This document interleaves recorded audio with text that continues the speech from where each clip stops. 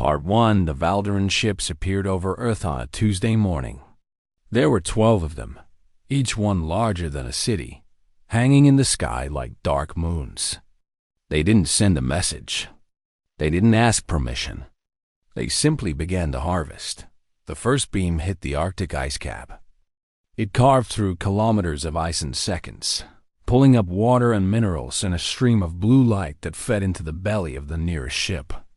The second beam struck the Amazon rainforest, and ancient trees that had stood for centuries simply vanished into particles of matter, sorted and stored by alien technology that had done this 1,000 times before on 1,000 different worlds.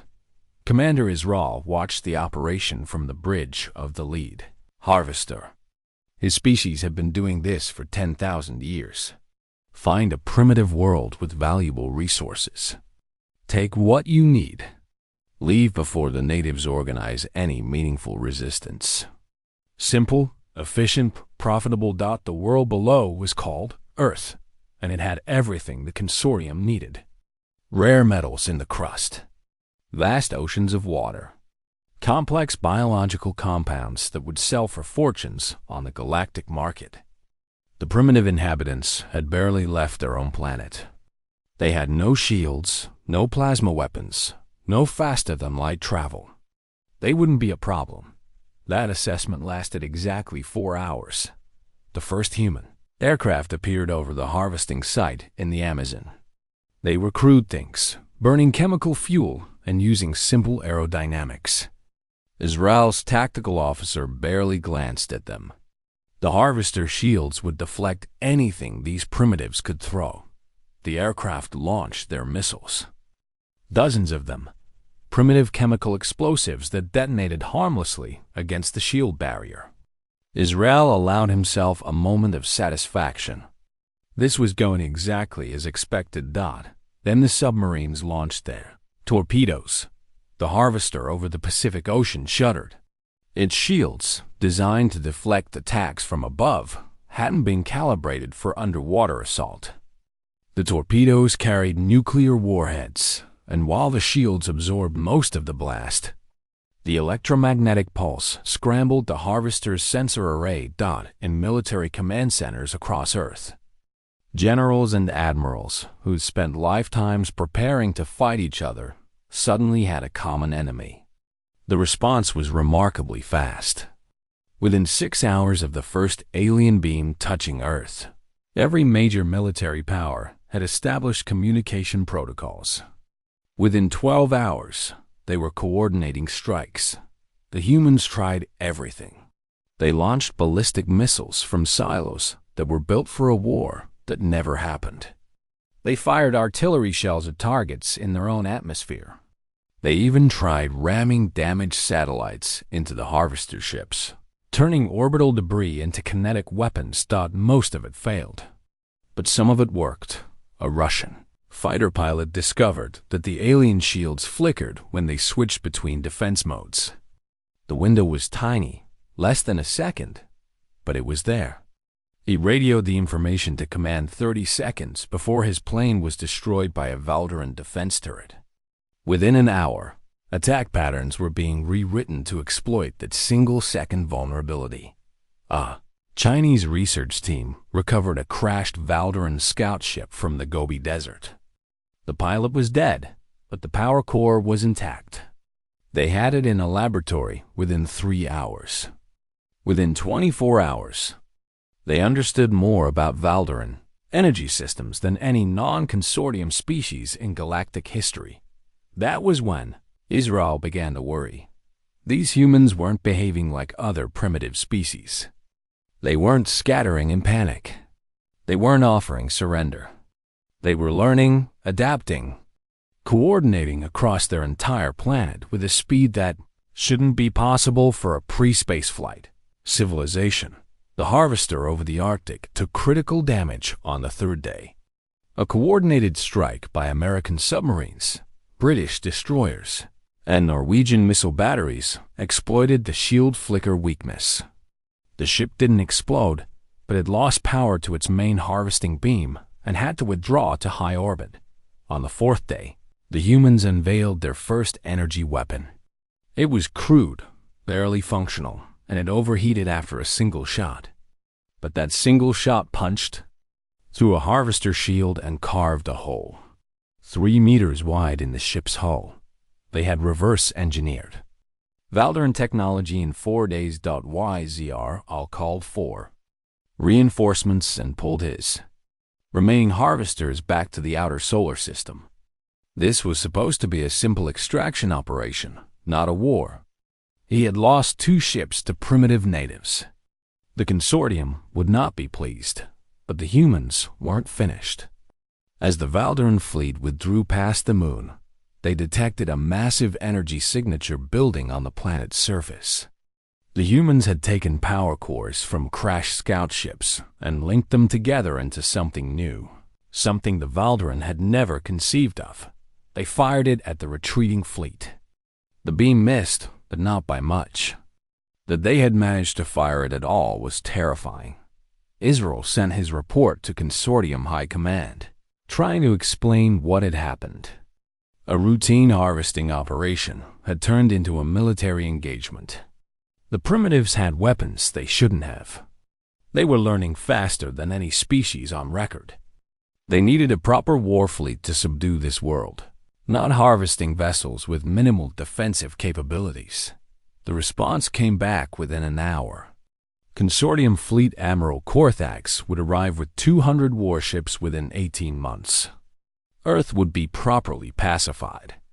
The humans would learn what happened to species that resisted the Consortium. YZRL sent one final message to Earth, translated into their major languages.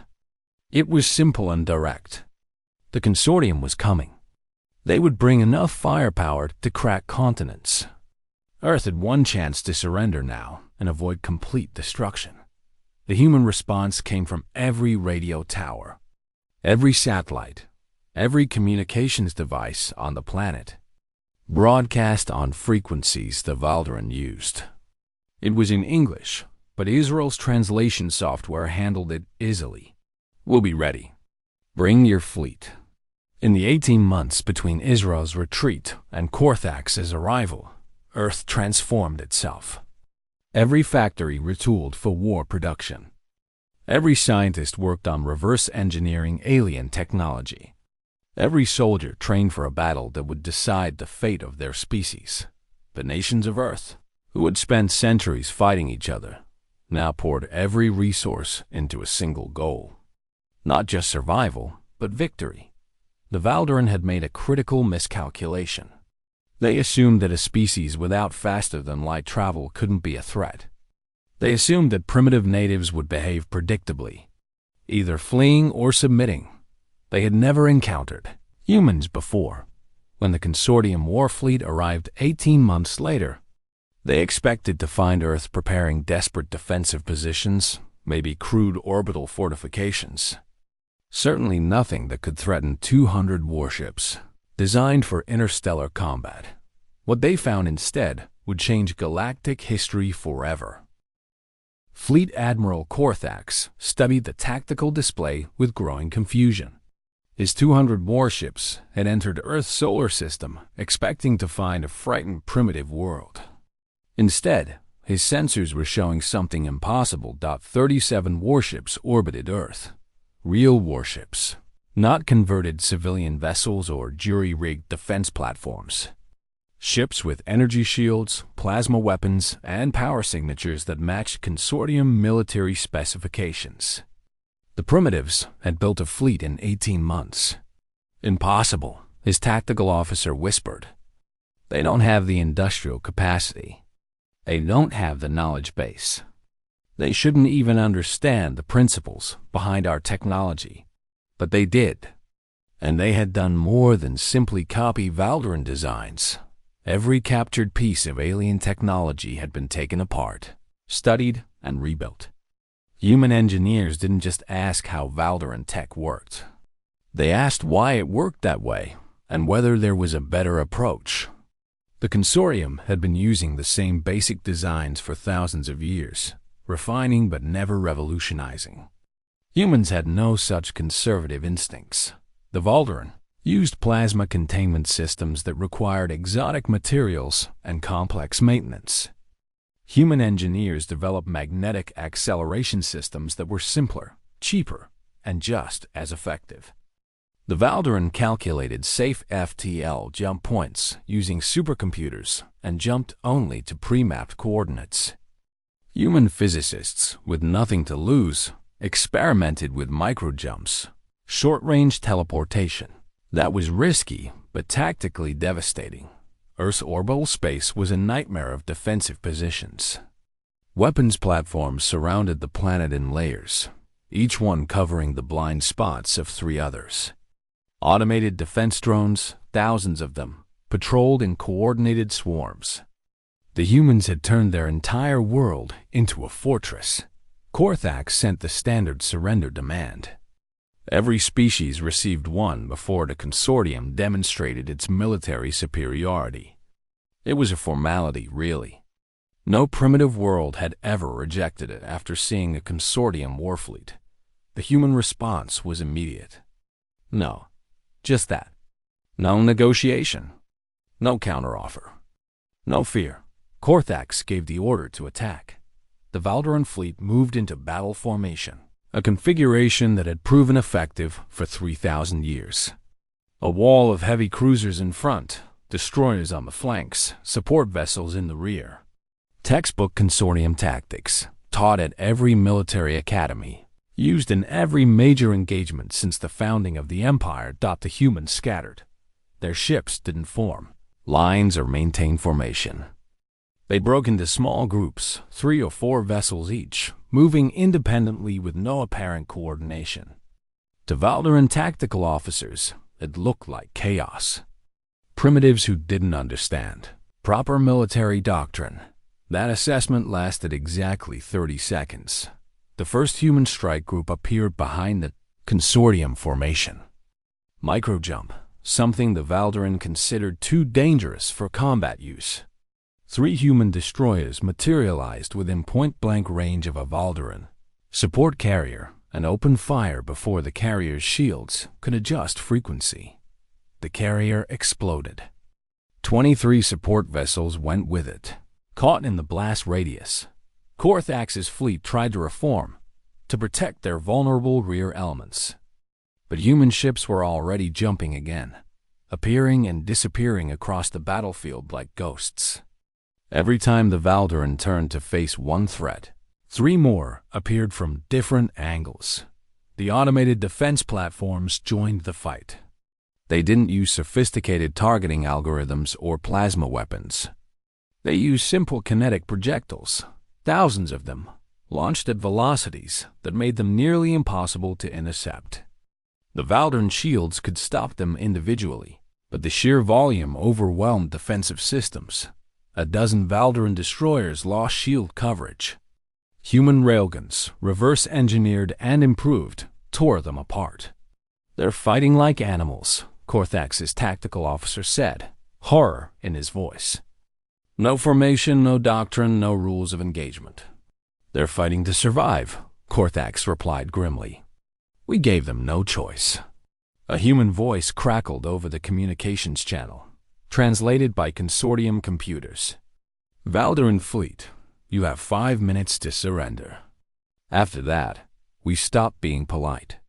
Polite. They called this polite. Korthax refused. The consortium had never surrendered to primitives.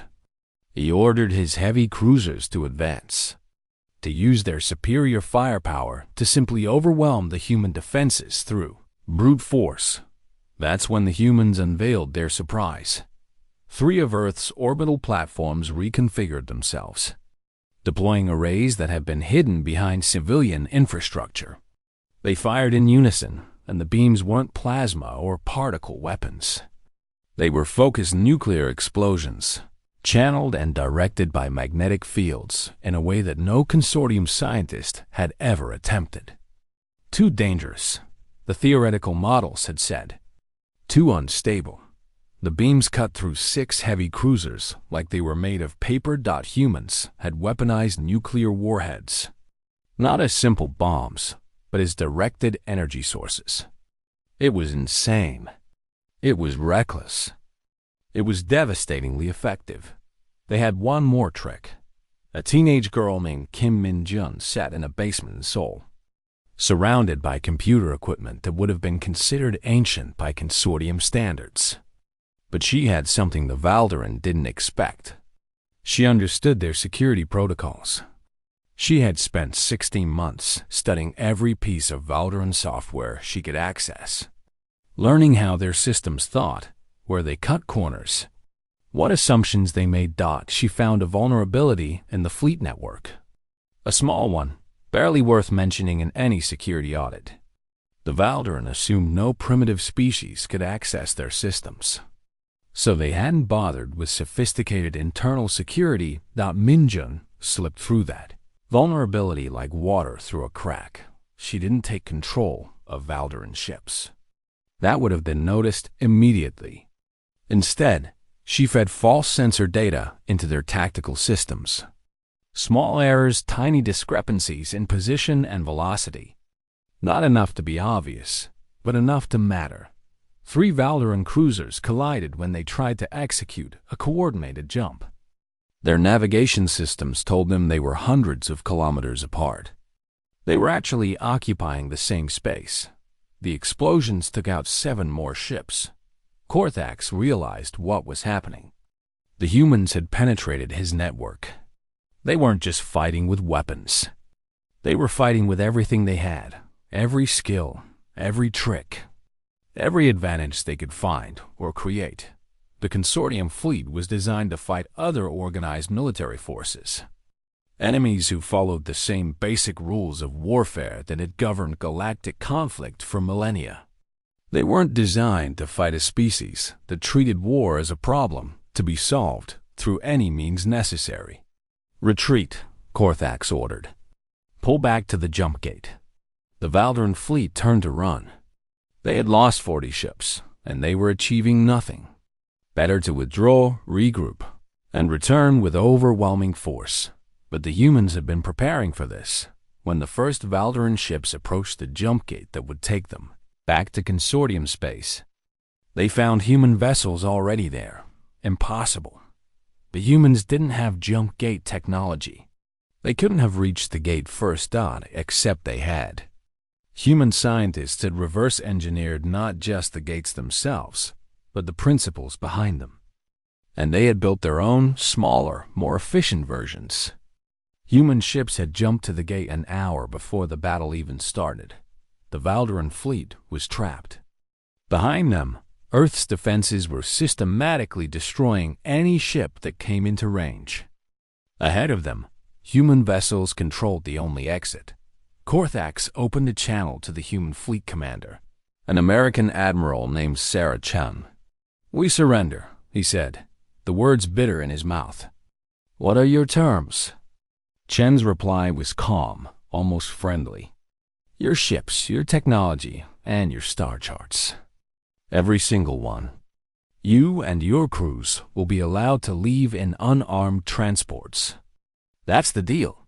Our government will never accept this," Korthax said. "Then we'll follow you through the gate and explain it to them directly," Chun replied. "Your choice, Admiral." Korthax looked at his tactical display.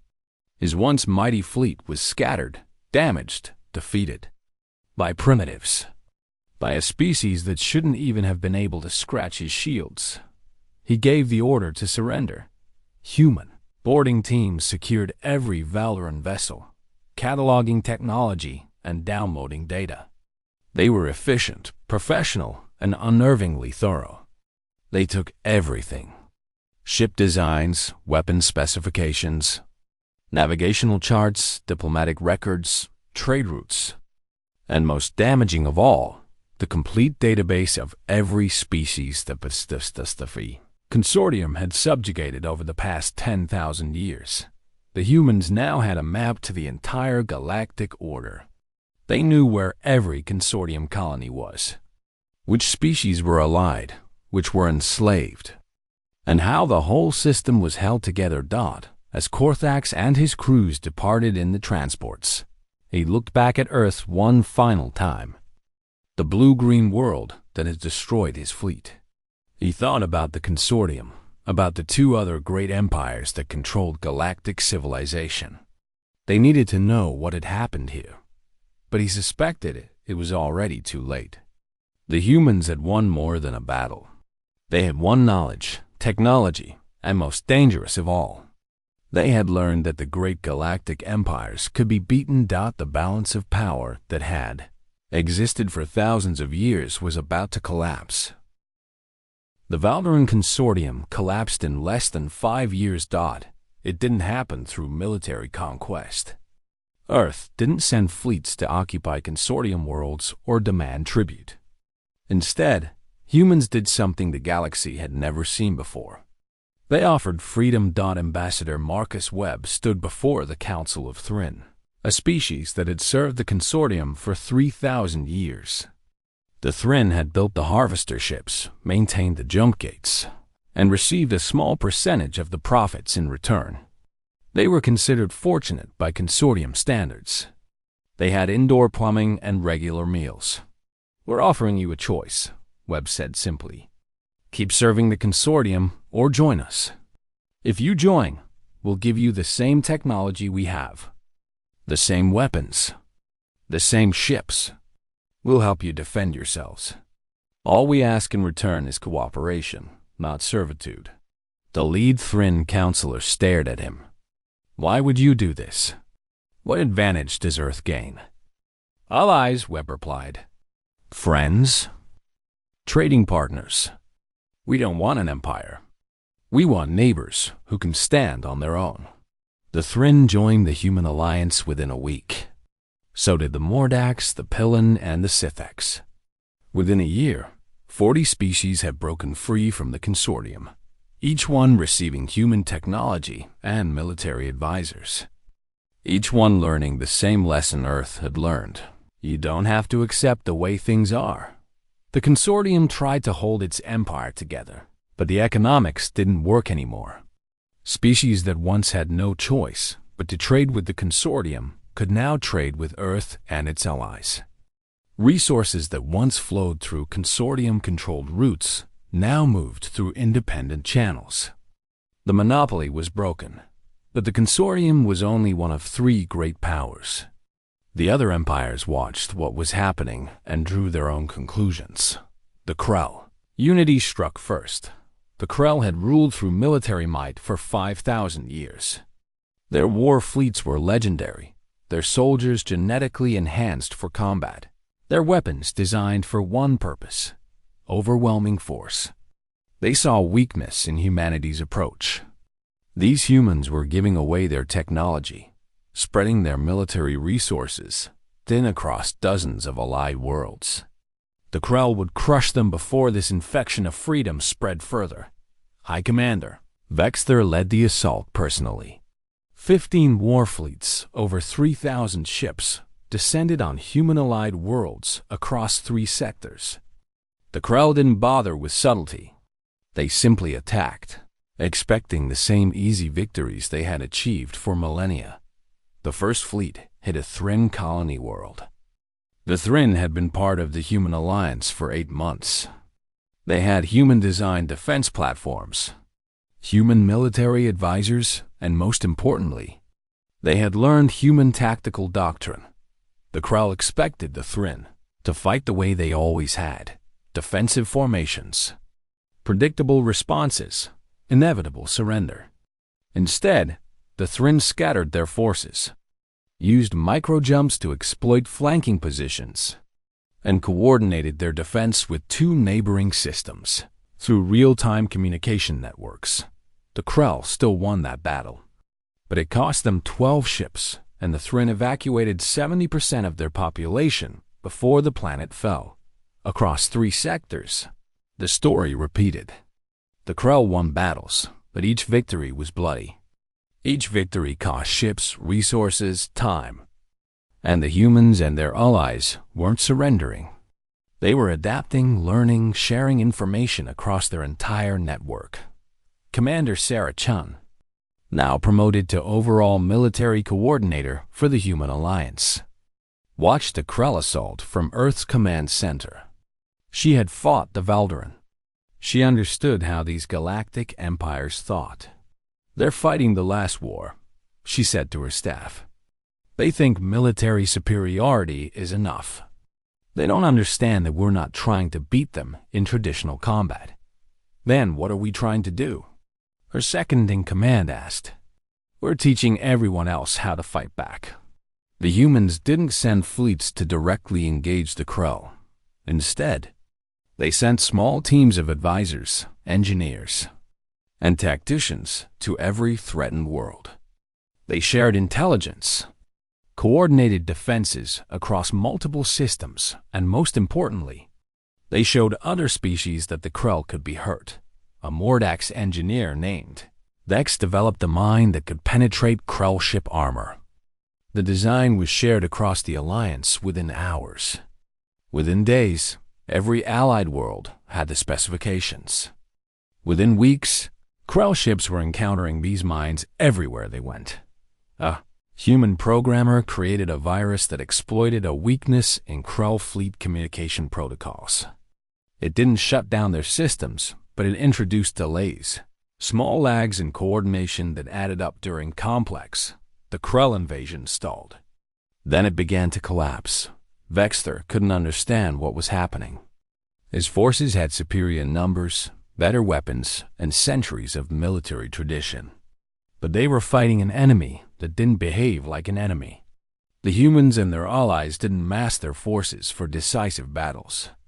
They hit and ran, ambushed supply lines, shared every successful tactic across their entire network, and they never stopped learning. After 6 months of brutal combat, the Krell Unity withdrew. They had lost 800 ships and gained nothing. Vexter's report to the Unity Council was blunt. These humans fought like nothing the Krell had ever encountered. They turned warfare into a science experiment, testing new approaches constantly, discarding what didn't work and spreading what did. The Third Empire, the Theran hegemony, watched both the Consortium and the Unity fail. The Therans were smarter than the others. They controlled the galaxy's hyperspace lanes, the fixed routes that made faster-than-light travel practical and safe. They didn't need to fight. They simply closed their routes to human-allied traffic. Economic warfare. Blockade the humans and their allies, strangle their trade, force them to negotiate from weakness. It should have worked. Dr. Jennifer Joe had been a theoretical physicist before the Valderan invasion.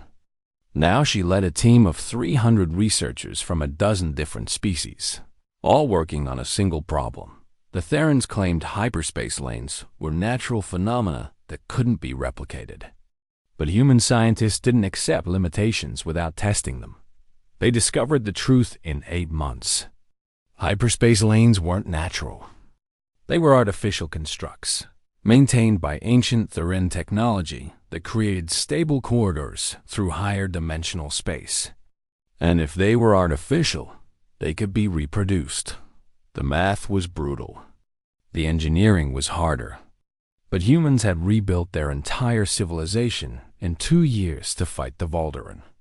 8 months to crack hyperspace technology was almost leisurely by comparison. When the first human ship jumped using a completely independent hyperspace corridor, bypassing Theran control entirely, the galaxy changed forever. The Therans tried to maintain their monopoly, but the physics were now public knowledge. Any species with sufficient technology could create their own lanes.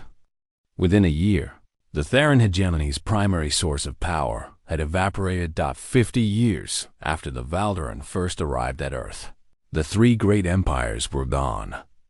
Not destroyed, but irrelevant. The Valderan Consortium had fragmented into dozens of independent systems. The Krell Unity had withdrawn to their core worlds, no longer interested in maintaining an expensive empire. The Theran hegemony had dissolved into a loose trade federation with no special privileges. Ambassador Webb, now elderly, stood in what had once been Consortium High Command. It was a museum now, maintained by the Thren as a reminder of what they had escaped. "Do you ever wonder if we did the right thing?" his assistant asked. The assistant was a young Pillan woman who had been born into freedom, who had never known the consortium's rule. Webb considered the question. "We broke the galaxy," he said finally. "The old order kept things stable for thousands of years. We shattered it in 5 decades, and replaced it with what?" she asked. Webb gestured out the window at the city below. Thrin, humans, Mordax, Krell, and a dozen other species moved through the streets together. Trading, arguing, creating, living. "Chaos," Webb said. "Freedom. Same thing, really. The galaxy humans had found was orderly, stable, and stagnant. 3 empires controlled everything, and nothing ever changed. That stability had come at a cost. The subjugation of hundreds of species, the suppression of innovation, and the acceptance that power meant the right to exploit the weak. Earth had offered an alternative. Not a better empire, but no empire at all. A loose confederation of independent species, each one free to chart their own course, sharing technology and supporting each other, not through force, but through mutual benefit. It wasn't perfect. There were conflicts, disagreements, and problems that the old empires had simply suppressed rather than solved. But it was theirs. Each species had a voice, a choice, and most importantly, the tools to defend both. The Valdaran had come to Earth looking for resources. They found something more valuable, a species that refused to accept that the strong should rule the weak. That believed cooperation could defeat domination. And that had the stubborn determination to prove it. They had invaded Earth for resources. Humanity took their empires and gave freedom to the galaxy instead. And in universities across hundreds of worlds, young beings of 1,000 different species studied the period their professors called the Reckoning. They learned about plasma weapons and jump gates, about tactical doctrine and economic theory. But the most important lesson was simpler. The galaxy their ancestors had accepted wasn't the only galaxy possible. Sometimes all it took to change everything was someone willing to ask, "Why does it have to be this way?" Humanity had asked that question, and the galaxy would never be the same. 75 years after first contact, Earth had become something nobody expected. Not the capital of a new empire. Not the military center of the galaxy. Instead, it had become a university. The campus sprawled across 3 continents and 2 orbital stations. Students from 400 species walked the same halls, studying everything from quantum physics to agricultural engineering. The professors were equally diverse. A Krell general taught military strategy alongside a human pacifist. A Theran economist debated trade theory with a former consortium slave who had taught himself mathematics by scratching numbers in prison walls. Professor Chen Yuki, granddaughter of Admiral Sarah Chun, stood before a lecture hall filled with 200 students. She taught a course called First Contact Studies, the Valdaran Incident. "Can anyone tell me why the Valdaran failed?" she asked her class. A Valdaran student raised his hand. "Yes, Valdaran. The species that had once tried to harvest Earth now sent their children to learn at human universities. They underestimated human military capability," he said. "Partly true," Chun replied, "but incomplete." "Anyone else?" A human student spoke up. "They didn't understand human psychology. They thought we'd react like other primitive species." "Getting closer," Chun said. "But you're all thinking too small. The Valdaran didn't fail because they underestimated one species. They failed because their entire civilization had stopped asking questions." She pulled up historical records on the display. For 10,000 years, the consortium used the same harvester designs, the same tactics, the same approach. Why? Because it worked. They had no reason to innovate, no competition, no pressure to improve. A Thrin student in the back row spoke softly. They became lazy. Not lazy, Chung corrected. Comfortable. And comfort is the enemy of progress. When the Valderan encountered a problem they couldn't solve with their existing tools, they had no practice in creative thinking. They had forgotten how to adapt. This was the lesson that echoed through the new galaxy. The old empires hadn't fallen because humanity was stronger. They had fallen because they had stopped growing, stopped questioning, stopped evolving. Humanity had simply reminded the galaxy what progress looked like, but the transformation wasn't complete. There were still challenges, still problems that cooperation alone couldn't solve. The Outer Rim territories were collapsing into chaos. These were regions the old empires had barely controlled, home to dozens of minor species who suddenly found themselves free but unprepared for independence. Without the consortium's heavy hand maintaining order, old conflicts reignited. Without the Krell military suppressing dissent, revolutions erupted. Without Theran trade routes guaranteeing supplies, some worlds faced starvation. Freedom, it turned out, required more than just the absence of oppression. Ambassador Carlos Rodriguez stood in the council chambers of Vex Prime, a world that had been fighting a civil war for 3 years. 5 different factions claimed legitimate authority. None of them could feed their population without external support. "You can't force us to accept your system," the largest faction leader told him. "We're independent now. We make our own decisions." "You're absolutely right," Rodriguez agreed. "But independence means living with the consequences of those decisions. Right now, your people are starving because you're spending all your resources fighting each other instead of growing food." "Duh." "Other factions won't negotiate in good faith," another leader protested. "Then your people die," Rodriguez said bluntly. "Earth won't force you to accept peace. But we also won't keep sending food shipments while you use your resources for weapons. You want independence? This is what it looks like. Hard choices, real consequences, and nobody to blame but yourselves." It was harsh. Some of his diplomatic colleagues thought he was being too aggressive. But Rodriguez had learned from Earth's history. His own ancestors had lived through South American conflicts where outside powers had intervened for decades, sometimes helping, sometimes making things worse, but always preventing the locals from finding their own solutions. "We'll provide mediators if you want them," Rodriguez continued. "We'll share conflict resolution frameworks that have worked on other worlds. We'll offer economic aid if you can agree on how to distribute it fairly. But we won't make your decisions for you."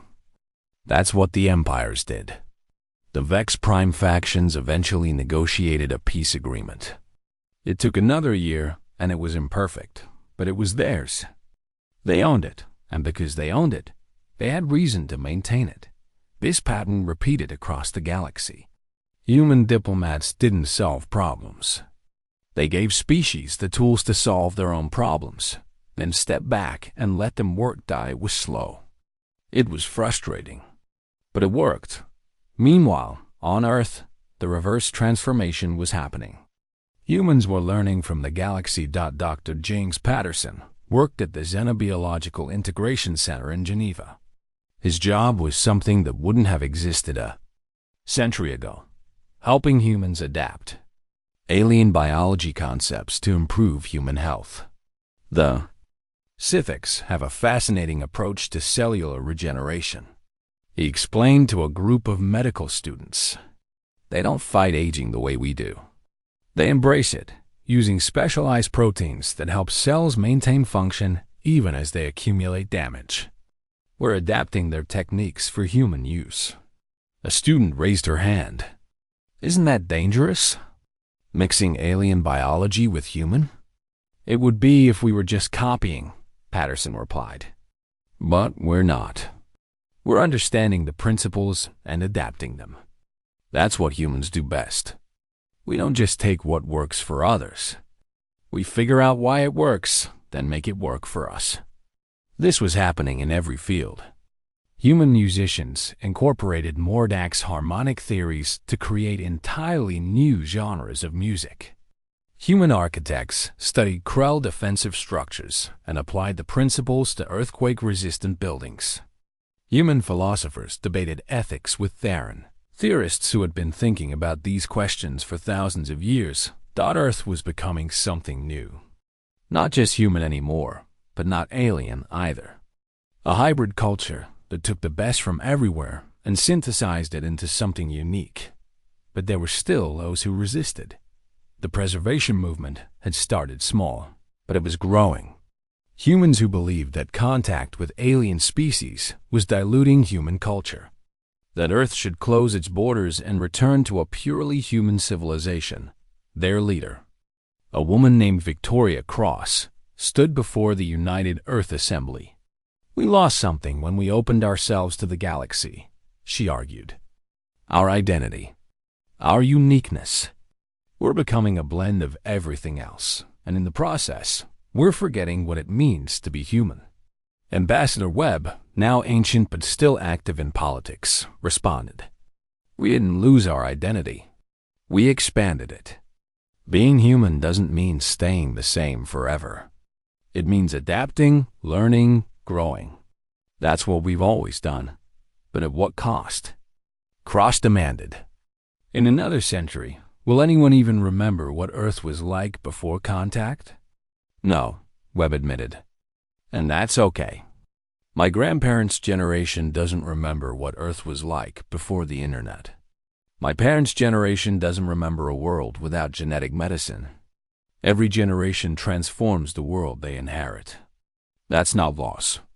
That's life." The debate continued, but the preservation movement never gained widespread support. Most humans understood instinctively what Webb had articulated. Standing still was death. The galaxy had learned that lesson from the fall of the empires. Humanity wouldn't forget it. 100 years after first contact, the galaxy held its first Confederation Assembly. Every independent species sent representatives. There were no permanent members, no security councils, no veto powers. Just a forum where species could discuss common problems and coordinate solutions. The assembly took place on a neutral station, built by joint effort from 30 different species. The architecture was a chaos of styles, different environmental sections connected by transition zones. It was ugly by any single species' aesthetic standards, but it worked. The first major debate was about exploration rights in unclaimed sectors. The second was about standardizing communication protocols. The third was about regulating weapons sales. They were boring, technical discussions. Nothing dramatic. Nothing heroic. And that was the point. A young Valderan diplomat named Zix watched the proceedings with fascination. Her grandfather had been on the Harvester fleet that first attacked Earth. He had told her stories about those days, about how the consortium had seemed unshakable, eternal. "It's hard to believe this is the same galaxy," she told the human sitting next to her, a young man named David, who worked for Earth's diplomatic corps. "It's not," David replied. "The old galaxy died when your grandfather's fleet arrived at Earth. This is something new. Do you think it will last?" Zix asked. David shrugged. "Nothing lasts forever. But I think this has a better chance than the empires did. They were built on control. This is built on choice. When things break, we can fix them together instead of forcing everyone to accept one species solution." The assembly continued for 3 weeks. It ended with 17 new agreements, 5 failed proposals, and 23 issues tabled for future discussion. It was messy, inefficient, and democratic. Back on Earth, Professor Chen concluded her lecture series with a final question for her students. What did humanity give the galaxy? The answers varied. Technology, military tactics, freedom, democratic principles. Chen shook her head at all of them. "We gave them something simpler." We asked, "Why?" When the empires said, "This is how things are," we asked, But why does it have to be this way? That question changed everything. A Krell student descended from warriors who had once tried to conquer human-allied worlds raised his hand. But humans aren't special. Any species could have asked that question. Exactly, Chun said, smiling. Any species could have. But for thousands of years, nobody did. That's the real lesson. The galaxy didn't need humans to save it. It needed someone to demonstrate that change was possible. We happened to be in the right place at the right time, with the right combination of stubbornness and curiosity. So what now? Another student asked. The empires are gone. The galaxy is free. What's next? Chun looked out the window at the stars. That's up to all of you. Every species, every world, every individual. The empires told everyone what to do. We're not going to make that mistake. The future isn't written by Earth anymore. It's written by everyone. The Valdaran had come to Earth seeking resources to extract. They had found instead a species that refused to be harvested, that fought back with everything they had. And that one not through superior force, but through superior adaptability. But the real victory wasn't military. It was philosophical. Humanity had proven that the galaxy didn't have to be ruled by empires, that cooperation could replace domination, that asking questions was more powerful than accepting answers. The three great empires had lasted thousands of years. They had seemed eternal, unshakable, inevitable.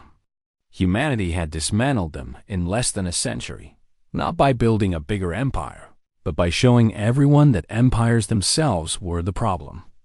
And now, 100 years after first contact, the galaxy was writing its own future. Messy, chaotic, free, and full of possibilities that nobody could predict. The Valdaran had invaded Earth for resources. Humanity had taken their empires and given the galaxy something far more valuable. The freedom to choose its own path. And that, more than any weapon or technology, was the real human legacy.